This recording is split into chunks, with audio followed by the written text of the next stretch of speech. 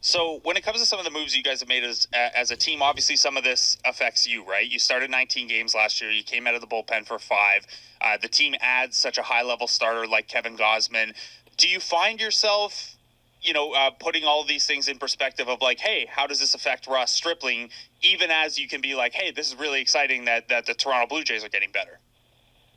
Yeah, of course. I mean, it's my career, right? So obviously those thoughts come to mind. But I tell you what, man, that's been the story of my career from day one. I mean, those Dodger teams were full of depth, and I don't think I ever showed up to spring training with the rotation spot locked in. Not one time, and would still make plenty of starts over there.